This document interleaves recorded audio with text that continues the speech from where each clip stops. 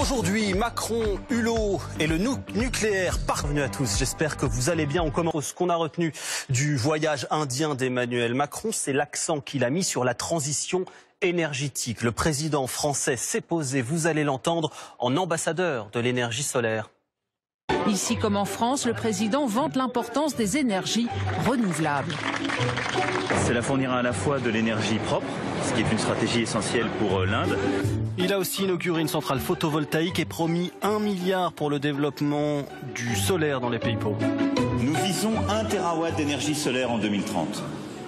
Il faut pour cela 1 000 milliards de dollars de financement. Nous connaissons les obstacles, ils sont financiers, ils sont réglementaires, ils sont capacitaires.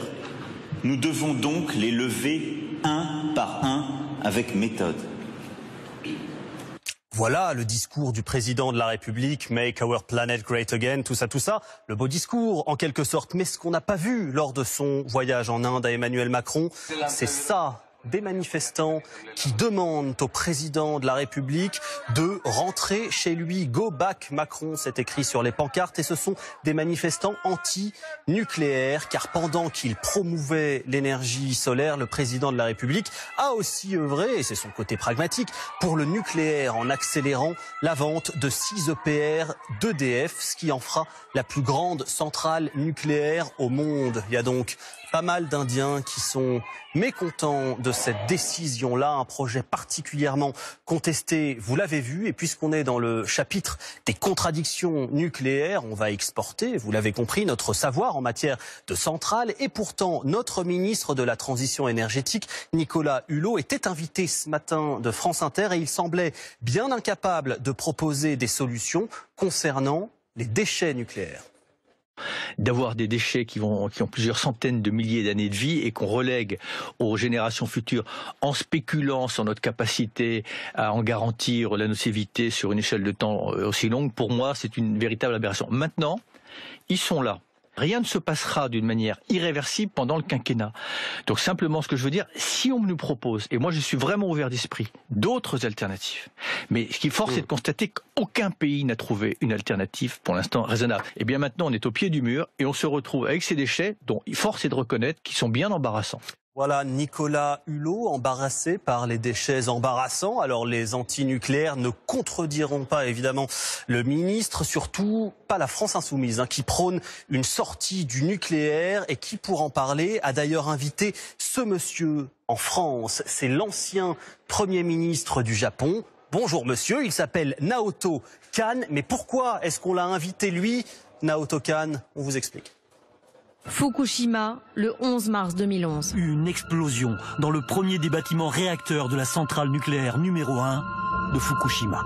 Naoto Kan est alors Premier ministre du Japon. Une fois encore, je veux vous dire qu'autour de Fukushima, la plupart des habitants ont été évacués. Nous invitons tout le monde à s'éloigner de cette zone. Jusqu'à ce jour, il avait confiance en la technologie nucléaire. La catastrophe va faire de lui un fervent anti-nucléaire. それを立てる部局の責任者が原子力について非常に素人というか詳しくなかったということもあってですね、非常に一番最初の段階では非常に Il se rend dans la zone dévastée 3 semaines après la catastrophe. Que le Premier ministre Naoto Kan découvre à sa descente d'hélicoptère. Il sera critiqué par la population et au Parlement. Cette visite arrive bien trop tard. J'aurais souhaité qu'il vienne ici plus tôt et qu'il voit les monticules de débris qui bloquaient les routes. Maintenant, elles sont toutes dégagées.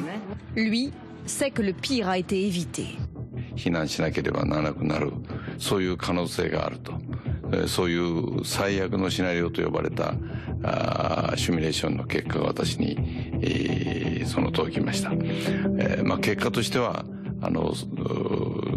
放射能の放出がそれほど長く続かなかったので、そこまでの避難が必要でなくなったわけですけれども、Il réalise que son pays a frôlé l'apocalypse.